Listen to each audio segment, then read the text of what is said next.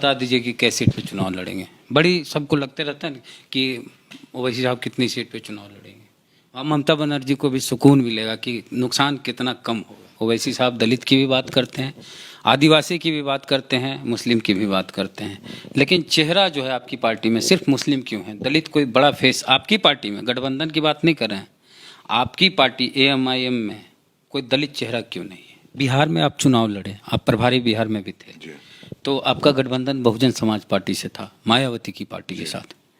फिर अगले साल उत्तर प्रदेश में चुनाव है, गठबंधन मायावती के साथ बरकरार रहेगा या अलग अलग? 5 विधायक जो आपके जीते हैं बिहार में, ओवैसी साहब की पार्टी से या आपकी पार्टी के ही, सब मिलके गए थे नीतीश कुमार से मिलने, मुख्यमंत्री से। खबरें छपी कि नीतीश कुमार की पार्टी में शामिल हो सकते हैं AMIM के सारे विधायक। जा रहे हैं लोग जदयू में। मेहनत करने वाले अपनी मेहनत करेंगे और हरे परचम को दलित परचम के साथ जोड़ते हुए गाड़ के निकल जाए। पश्चिम बंगाल में असदुद्दीन ओवैसी की पार्टी अब चुनाव लड़ेगी, अगर हाँ तो कितनी सीटों पे चुनाव लड़ेगी? क्योंकि वो जो भरोसा किए थे अब्बास सिद्दीकी पे, असदुद्दीन ओवैसी, और कहे थे कि बंगाल में हमारा चेहरा जो होंगे अब्बास सिद्दीकी, तो सिद्दीकी साहब तो चल गए लेफ्ट कांग्रेस के गठबंधन में। तो अब बंगाल में ओवैसी साहब की पार्टी का क्या होगा? माजिद हुसैन साहब हैं, एक्स मेयर हैं हैदराबाद के, और बिहार, बंगाल, उत्तर प्रदेश के प्रभारी हैं, झारखंड के भी चुनाव के। क्या होगा अब आपका? आपके जो मित्र थे, जिनका चेहरा लेके आप आगे बढ़े थे कि बंगाल में चुनाव लड़ेंगे, वो आपको छोड़ दिए, अब्बास सिद्दीकी। देखिए, अब्बास सिद्दीकी साहब का जो फैसला है वो उनके नज़रिए का फैसला है, और उस पर क्या फैसला मीम पार्टी लेगी ये बैरिस्टर असदुद्दीन ओवैसी साहब बड़ी जल्द आप लोगों के सामने रख देंगे। और किस तरीके से MIM बंगाल में जाएगी इस चुनाव में, ये भी आपके सामने खुद बैरिस्टर असदुद्दीन ओवैसी साहब तमाम लोगों के सामने एक आने वाले कुछ ही दिनों में आपके सामने रख देंगे। तो आप बंगाल आए हुए हैं, क्या देख रहे हैं? चुनाव लड़ना है या पीछे हट जाना है? क्योंकि आपका चेहरा आपको छोड़ दिया है। देखिए, हमारा चेहरा हमेशा सिर्फ बैरिस्टर असदुद्दीन ओवैसी साहब हैं, और इंशाल्लाह हमेशा हमारा चेहरा बैरिस्टर असदुद्दीन ओवैसी साहब ही रहेंगे। तो चुनाव लड़ेंगे बंगाल में हमने तो पूरा सर्वे किया है। अच्छा। जिस तरीके से हम लोग कोई भी स्टेट में जैसे जिस तरीके से चुनाव होता है, MIM पार्टी एक डिटेल सर्वे करती है कि कौन से सीटों पे लड़ा जाए, कौन से सीटों पे संगठन मजबूत हैं, और कौन से सीटों पे हम अच्छी तरीके से कामयाबी हासिल कर सकते हैं। उस तरीके का यहाँ पे काम मुकम्मल हो गया है। हम संगठन के साथ पूरी तौर पे बैठे हैं, और इंशाअल्लाह ताला बहुत ही जल्द असदुद्दीन ओवैसी साहब आपके सामने बंगाल के ताल्लुक से जो भी फैसला रहेगा उसका खुलासा कर देंगे। खुलासा अभी आप नहीं करेंगे? देखिए, हमारे पास खुलासा और फैसला और जो नज़र होती है वो असदुद्दीन ओवैसी साहब करते हैं। हमारा जो काम यहाँ पे डिटेल सर्वे का था, संगठन से जो बात करने का था, जो इनपुट्स लेने का था। से आप खुश हैं जो सर्वे में जो रिपोर्ट है? हमारा संगठन बहुत मजबूत है, यहाँ पे बेइंतहा मजबूत है। यहाँ पे हमारे लोग ने बेइंतहा मेहनत करते हुए कई ऐसे असेंबली सीट्स पे हैं जहाँ पे पोलिंग बूथ लेवल तक अपना संगठन बना लिया है। और ऐसा नहीं है कि कुछ पोलिंग बूथ पे एक अगर कोई कॉन्स्टिट्यूंसी है उसके तमाम पोलिंग बूथ तक भी हमारा संगठन पहुँच चुका है। तो ममता बनर्जी तो आरोप लगा रहे हैं कि बीजेपी वाले आपको भेज रहे हैं, करोड़ों अरबों रुपए अब दिए हैं, अखबार में इस तरह की खबर आई है। ये देखिए, ये जो भी बोलते हैं ये हमारे लिए कोई नई बात नहीं है। इससे पहले कि यूपी चुनाव में हमने ये सुना था, बिहार चुनाव में हमने सुना था, झारखंड के चुनाव में भी हमने ये सुना था, और गुजरात के चुनाव हो या महाराष्ट्र के चुनाव हो या कहीं के भी चुनाव हो, ये बात तो ये बोलते रहते हैं, जो एक कमज़ोरी की अलामत है। और कमज़ोरों को जवाब देना हम मुनासिब नहीं समझते।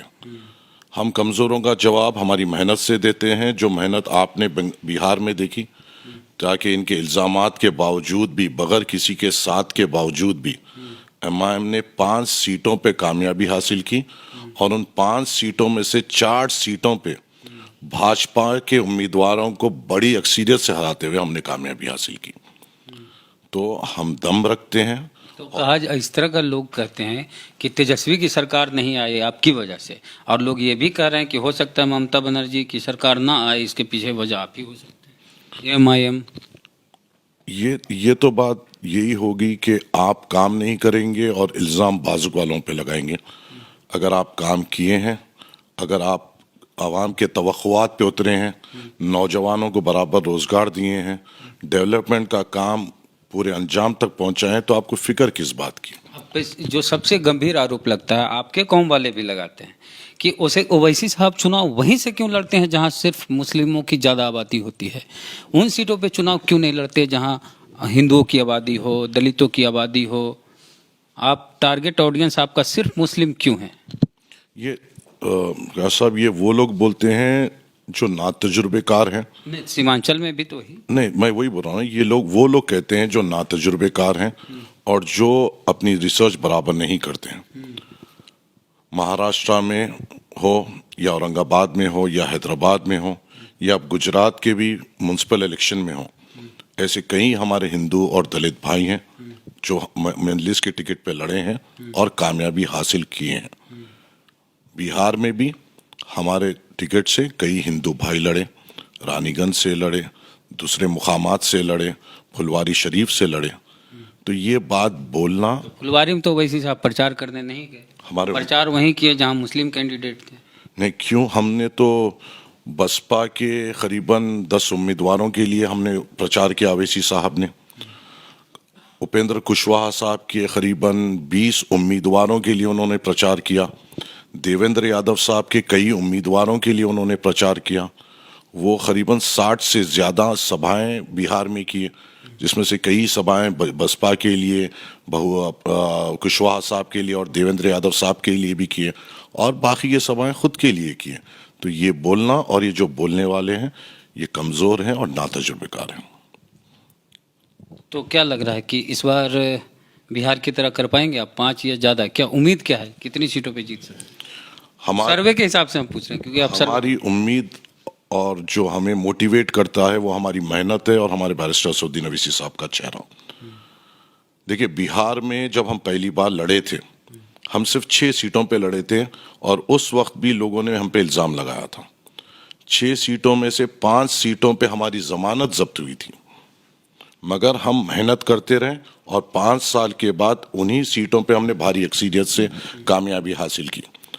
तो हम जीत के लिए नहीं, हम हमारे हौसलों को और हमारा जो पॉलिसी और असदुद्दीन अवैसी साहब का जो विजन है उसके लिए मेहनत करते हैं। आपकी पार्टी में कहते हैं कि सिर्फ मुसलमानों की नहीं, दलितों की भी बात करते ही हैं। ओवैसी साहब दलित की भी बात करते हैं, आदिवासी की भी बात करते हैं, मुस्लिम की भी बात करते हैं, लेकिन चेहरा जो है आपकी पार्टी में सिर्फ मुस्लिम क्यों है? दलित कोई बड़ा फेस आपकी पार्टी में, गठबंधन की बात नहीं कर रहे हैं, आपकी पार्टी AMIM में कोई दलित चेहरा क्यों नहीं है?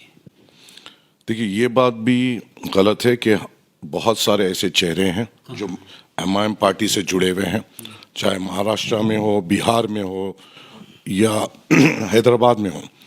और ये बात तो आपको भी कबूल करनी चाहिए कि वो अवैसी साहब ही थे जो प्रकाश अंबेडकर साहब को गोद में उठाकर ये कहा था कि हम इनके पीछे चलेंगे।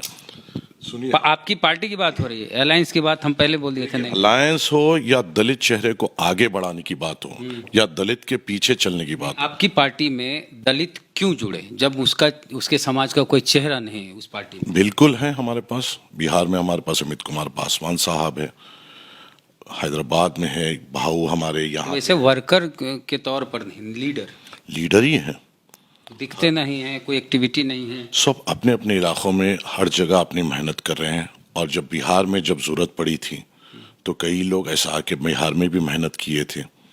और हमने तो हमेशा सदर मजलिस ने, चाहे वो पार्लियामेंट की उनकी ओथ हो, ओथ के बाद भी जो नारा लगाया था वो जय भीम और जय मीम का नारा लगाया था। इस चीज़ को, इस सोच को लेकर अवैसी साहब आगे बढ़ते हैं। और आप खुद देखें कि महाराष्ट्र में प्रकाश अंबेडकर साहब को किस तरीके से उन्होंने आगे बढ़ाया था, और यहाँ पे बिहार में किस तरीके से बहन जी के उम्मीदवारों के लिए उन्होंने कैंपेनिंग की। अच्छा, बिहार में आप चुनाव लड़े, आप प्रभारी बिहार में भी थे जी। तो आपका गठबंधन बहुजन समाज पार्टी से था, मायावती की पार्टी के साथ। फिर अगले साल उत्तर प्रदेश में चुनाव है, गठबंधन मायावती के साथ बरकरार रहेगा या अलग अलग? देखिए, ये स्टेट वाइज पॉलिसी डिसीजंस होते हैं जो असदुद्दीन अवैसी साहब वहाँ के संगठन के साथ बैठकर उनके व्यूज़ को लेते हुए और मीम के लिए जो जो ताकत और बख्श देती है उस चीज़ों को देखते हुए एक फैसला लेते हैं। यूपी में भी असदुद्दीन अवैसी साहब वहाँ के संगठन के साथ बैठकर उनका मशवरा लेते हुए वहाँ पे जो बेहतर फैसला होगा वो बराबर करेंगे। बता दीजिए कि कैसे सीट पे चुनाव लड़ेंगे। बड़ी सबको लगते रहता है कि ओवैसी साहब कितनी सीट पे चुनाव लड़ेंगे, और ममता बनर्जी को भी सुकून मिलेगा कि नुकसान कितना कम होगा या कितना ज़्यादा होगा। देखिए, हम किसी के नुकसान या फायदे के लिए हम चुनाव नहीं लड़ते। भाई आरोप तो यही लगता है। आरोप लगाने वाले आरोप लगाएंगे और जमीन की ग़िज़ा बन जाएंगे। मेहनत करने वाले अपनी मेहनत करेंगे और हरे परचम को दलित परचम के साथ जोड़ते हुए गाड़ के निकल जाएंगे। यहाँ देखिए 30% दलित आबादी है, आदिवासी दलित 30%, और 30 के करीब ही मुस्लिम की भी आबादी है, 60। दलित मुस्लिम एक हो गए 30-30, 30 दलित आदिवासी और 30% मुस्लिम, दोनों एक हो गए तो 60% आबादी है। आपके साथ एक प्लस पॉइंट है कि मुस्लिम के लोग जो है मुस्लिम समाज के आपके साथ होते हैं। दलित चेहरा नहीं है आपके साथ, अगर वो होता बड़ा चेहरा तो 60% के साथ खेल सकते थे आप। देखिए, यहाँ खेलने और कूदने की खेल कूद मतलब वो नहीं है सर। मजलिस का मकसद सिर्फ ये है, हमारा मकसद कभी पावर नहीं रहा है। हमारा मकसद है पेनिट्रेशन और रिप्रेजेंटेशन। पेनिट्रेशन असेंबलीज में और representation of minorities, Dalits and all the backward people. अच्छा, बिहार में आप चुनाव लड़े थे तो एक भाषण असदुद्दीन ओवैसी साहब का वो ज़बरदस्त असर किया था। उन्होंने एकदम बोल्डली बोला था कि यहाँ यादव भाइयों की आबादी कितनी है, इतनी है, उनका प्रतिनिधित्व कितना है, इतना है, मुसलमान भाइयों की आबादी इतनी है, लेकिन उनका प्रतिनिधित्व उतना क्यों नहीं है। तो इस बात को बड़ी सीरियसली लिए, खास करके सीमांचल वाले लोग, कि भाई यादव से ज़्यादा आबादी हमारी है, हमारे ज़्यादा विधायक क्यों नहीं है, नौकरियों में हमारे लोग ज़्यादा क्यों नहीं है, मंत्री हमारे ज़्यादा लोग क्यों नहीं है। तो बंगाल में भी कमोबेश स्थिति वही है। यहाँ तो 30% आबादी है मुस्लिम की, लेकिन प्रतिनिधित्व तो नहीं दिखता, न सरकार में न नौकरियों में। और सच्चर कमेटी की रिपोर्ट तो आप सब जानते हैं। तो इस तरह का भाषण अगर वो वैसे यहाँ दिए तो बड़ा नहीं, मैं तो लोगों से ये गुजारिश करूंगा कि आप मजलिस के काम को भी देखें। अवैसी साहब का एक एक बयान ज़मीनी सतह से जुड़े हुआ होता है। अगर आप उस बयान को देखते हुए उसके काम को भी देखेंगे, जिस तरीके से उन्होंने बयान दिया था कि ऐसों को चुनो जो तुम्हारी बात कर सके, और उसको साबित अख्तर ईमान साहब ने हाल ही के असेंबली में किया। शायद तेजस्विनी के लिए उतना नीतीश कुमार बौखलाहट का शिकार होते हुए नहीं उठे जितनी अख्तर ईमान साहब की बात पर वो उठे।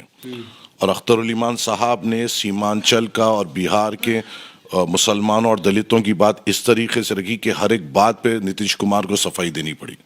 ये चीज़ हम करना चाह रहे हैं कि जो हुक्मरान हैं ये जवाबदेह हों, इनसे सवाल पूछने वाले वहाँ पे हो। हम ये बोल रहे हैं कि गूंगों और बहरों और गुलामों को तो आपने बहुत भेज दिया, आपके बारे में बोलने वालों को भेजिए जो आपके ताल्लुक से वक्त के हुक्मरानों से बात कर सके और आपका मुतालबा कर सके। अभी 5 विधायक जो आपके जीते हैं बिहार में, ओवैसी साहब की पार्टी से, आपकी पार्टी के हैं, सब मिलके गए थे नीतीश कुमार से मिलने, मुख्यमंत्री से। खबरें छपी कि नीतीश कुमार की पार्टी में शामिल हो सकते हैं AMIM के सारे विधायक। जा रहे हैं लोग जदयू में। ये जो खबरें छपी थी कि नीतीश कुमार की पार्टी में MIM के विधायक जा रहे हैं, ये उन्होंने ही खबरें छपाई थी जो ये कहते हैं कि हम बीजेपी के लिए काम करते हैं। ये वही नातजुर्बेकार और बेखौफ लोग हैं जो सिर्फ बात करना चाहते हैं। अख्तर ईमान साहब तमाम विधायकों को नीतीश कुमार लेके गए थे और CM होते हुए वहाँ पे जाके सीमांचल का रिप्रेजेंटेशन किया, वहाँ के तकलीफ़ात जो थे वहाँ पे रिप्रेजेंट किया और उनको सीमांचल की ज़मीनी हकीकत से आगाह कराया। और उनको ये कहा कि उनके साथ ही साथ उन्होंने रिप्रेजेंटेशन कंसर्न मिनिस्टर्स को भी दिया, गवर्नर को भी दिया, और वो हम जाएंगे, वो वहाँ के CM हैं, हम हमारी रिप्रेजेंटेशंस बराबर उनके सामने जाके रखेंगे। अगर वो नहीं सुनते हैं फिर हम जिस तरीके से भी जाना उस तरीके से जाएंगे, और जो आवाम ने हम पे भरोसा जताया है उस पे हम खरा उतरने की पुरजोर कोशिश करेंगे। बता दीजिए कितनी सीटें, चुनाव कितनी सीटों पे लड़े, अकेले लड़ रहे हैं? कहाँ पे? बंगाल की बात करें, बंगाल के चुनाव का घोषणा असदुद्दीन अवैसी साहब की मुबारक जबान से होगा, हाँ, जल्दी ठीक। होगा हम और आपसे जानना चाहते हैं पूरों को मुतमईनी होगी। 10, 20, 30 जो भी नंबर है, जो भी फैसला होगा, असदुद्दीन अवैसी साहब बड़ी जल्द बोलेंगे। मत इतना है, हम बंगाल में हैं और बड़ी ताकत से हम यहाँ पे आएंगे। लड़ेंगे। हम बराबर जो भी फैसला होगा सदर मजलिस के हुक्म पे हम यहाँ पे आएंगे। तो माजिद हुसैन साहब हैं, हैदराबाद के पूर्व मेयर हैं, बंगाल, बिहार, उत्तर प्रदेश, झारखंड के AIMIM के प्रभारी हैं। तो यहाँ चुनाव लड़ेंगे ओवैसी साहब, तब भी जब अब्बास सिद्दीकी धोखा दे दिए हैं इनको और वो चल गए हैं लेफ्ट और कांग्रेस के साथ। तो आप क्या सोचते हैं, जो कुछ बातें हुई इनके साथ, उस पर प्रतिक्रिया अपने कमेंट बॉक्स में जरूर दें। फेसबुक पे वीडियो देख रहे हैं तो शेयर कीजिए, पेज को लाइक फॉलो नहीं किए तो कर लीजिए, यूट्यूब चैनल पे देख रहे हैं तो चैनल को सब्सक्राइब कीजिए, नहीं किए तो घंटी बजा के। और सफ़र इसी तरह वेस्ट बंगाल का जारी है, बने रहिए हमारे साथ।